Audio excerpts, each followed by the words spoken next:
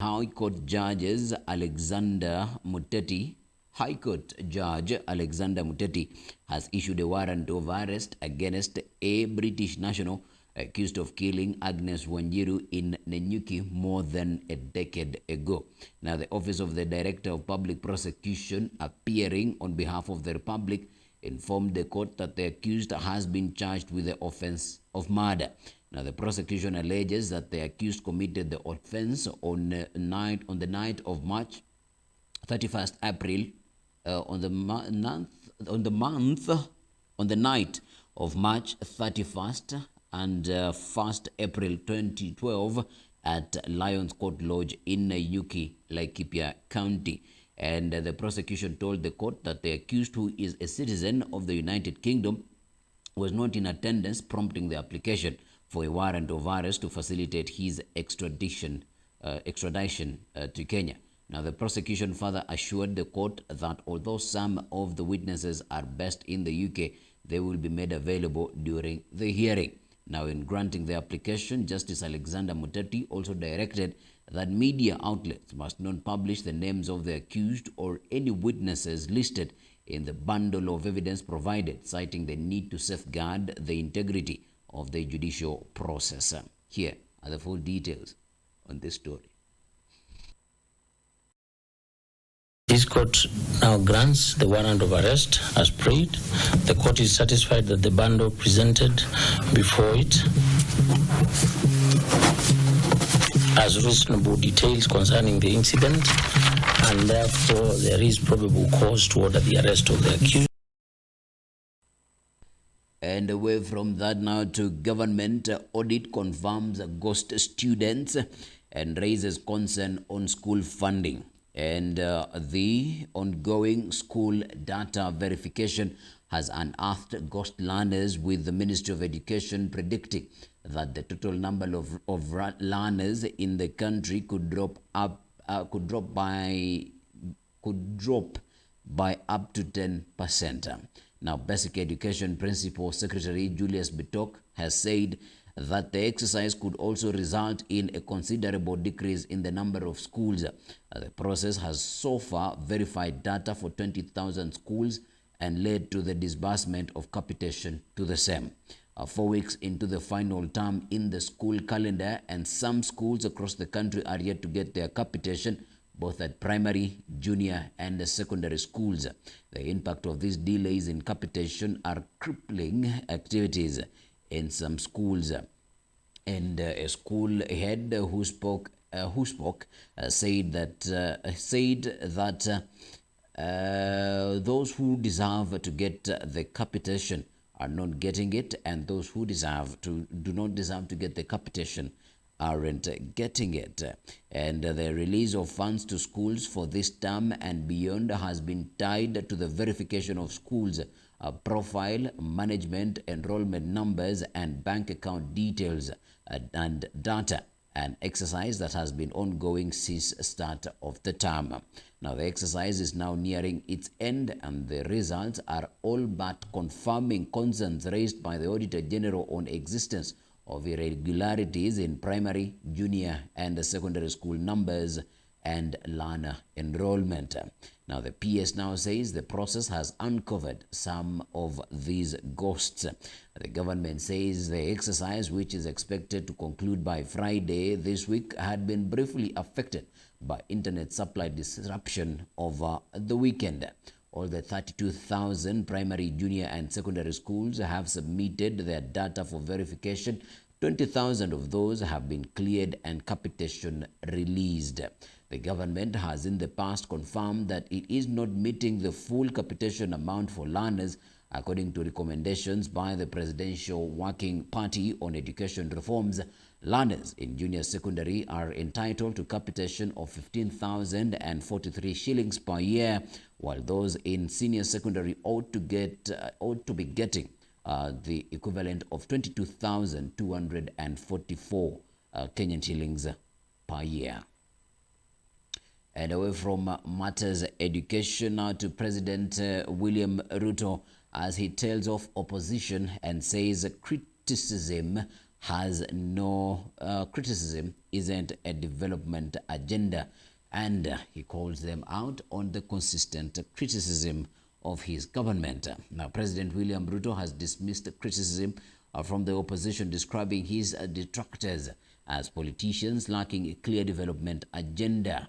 And the president says his remarks followed continued criticism from the opposition outfit, with most of them accusing his administration of corruption and failing to honor campaign promises. During some meetings, the president committed to ensuring that the regions, all Kenyan regions, benefit from his government. Here are the details about this story. Na watu wa Kilifi mnasemaje? Hatutaki siasa ya fitina. Hatutaki panganga na porojo. Tunataka kila kiongozi kutoka MCAs wetu, wabunge wetu, magavana, wale mawaziri na sisi wote tufanye kazi ya kusukuma mambo ya maendeleo mbele. Wananchi ni watu wako na akili. Pale mbele kutakuwa na uchaguzi na watachagua viongozi wenye matendo yao inaonekana. Wale wa kuongea tu porojo mingi na siasa ya bure, si mtawazamisha? Si wataenda nyumbani? Katika program yetu ya housing hapa Kilifi County, kwa sasa serikali ya Kenya tumetoa shilingi bilioni 18 ya mambo ya affordable housing ya Kilifi County. Manyumba inaendelea kule Kilifi North, inaendelea Kilifi South, tumepanga ya kule Malindi, tumepanga ya kule Rabai. Now to civil societies demand arrest of CS Oparanya after court revives corruption case. And civil society groups under the National Intelligence Alliance are demanding the immediate arrest of prosecution of cooperatives and MSMEs Cabinet Secretary Wycliffe Oparanya after the High Court nullified the withdrawal of the corruption charges against him. The alliance, which brings together Transparency International Kenya, Inuka Kenya, Inuka Kenya, Nisisi, the Kenya National Human Rights Commission, and the Institute of Social Accountability, hailed Tuesday's ruling by Justice Benjamin Musyoki at the Milimani Law Courts, terming it a landmark precedent in the fight against impunity. Now, the judgment is a landmark moment in the fight against impunity and state capture. It sets a crucial precedent, affirming that the DPP cannot operate as a law unto itself, NIA said in a statement. Now, earlier in the day, the High Court declared illegal and unconstitutional July 2024 decision by the Director of Public Prosecution to review and withdraw corruption-related charges against Oparanya. Here are the full details to the story.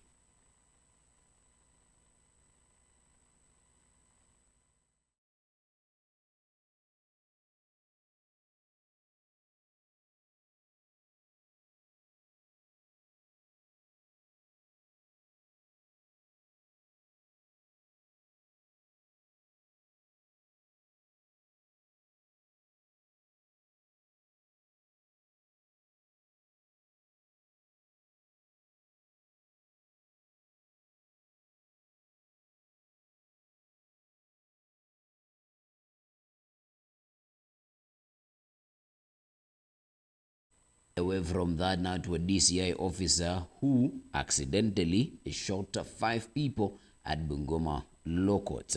And a shooting incident occurred at Bungoma Law Courts Tuesday, September 16, injuring 5 people in the process. Now, according to a statement issued by Judiciary spokesperson Paul Ndemo, a firearm belonging to an officer attached to the Directorate of Criminal Investigation accidentally discharged a bullet during the hearing of a criminal case at the High Court. As a result, the officer, a Kenya prisons officer, and 3 civilians were injured and rushed to Bungoma Referral Hospital. And Ndemo revealed that the 5 are undergoing treatment and are in stable condition. He reassured the public of no cause for alarm, as all court officials and members of the public at the court are safe. And the county security team has since visited the courts and is assessing the situation. This is what is making headlines in the dailies, and we started off with the Standard. Unmasked RJ Pakis. And Agnes Wanjiru was raped and murdered in 2012. Her body dumped in a septic tank while her infant daughter was left to grow up without her for years. The name of her alleged killer, a British soldier, was buried under secrecy, denials, and suspected cover-ups. Now, with a suspect finally unmasked and an international arrest warrant issued, the crime that has haunted Kenya and Britain is back in the spotlight. Yet for Wanjiru's family, justice is still far from certain. That is a story that you'll find on page 4 of the Standard this morning. And there is a quote: despite the findings of the inquest, the respondents have failed to notify the late Agnes Wanjiru's family of the status of the investigations and possible prosecutions. Mbiu Kamau, a lawyer, has stated. That is the story that is on the front page of the Standard this morning. From the Standard now to the Daily Nation. The Daily Nation this morning: free school funds dropped to 7-year low, and the amount allocated per learner so far this year under the free day secondary education program has dropped to 15,614 out of the expected 22,224 Kenyan shillings. An analysis of the disbursements shows, with schools scheduled to close at the end of next month, this would be the lowest amount since the Uhuru administration. That is a story that you'll find on page 2 of the Daily Nation. Now, Faith makes history with fourth 1,500 meter gold medal. Now, Backpage, a star athlete on path to track immortality, leads a compatriot Dorcas Iwoi in a 1-2 finish for Kenya. Now, Faith Kipyegon celebrated her victory with silver medalist Dorcas Iwoi and fourth placed Nelly Chepchirchir at Japan National Stadium in Tokyo yesterday. Pictures of jubilation are on the front page of the Daily Nation this morning. But also justice. Judge faults DPP in Oparanya graft case, and High Court terms decision to terminate 54 million corruption case unconstitutional and an affront on powers of the EACC. That is a story that you'll find on page 10 of the Daily Nation. Among other stories, police recruitment saga. MPs give 2-day deadline. 2 government agencies have until Thursday to agree on set hiring date. Let me take that again. Police recruitment saga. MPs give 2-day deadline. 2 government agencies have until Thursday to agree and set hiring date. That is a story that you'll find on page 9 of the Daily Nation. And Ruto backs special economic zones to generate new jobs. And the president launches 2,000-acre Vipingo SEZ in Kilifi County that is expected to create jobs, attract investments worth 390 billion Kenyan shillings. And that is a story that you'll find on page 6 of the Daily Nation.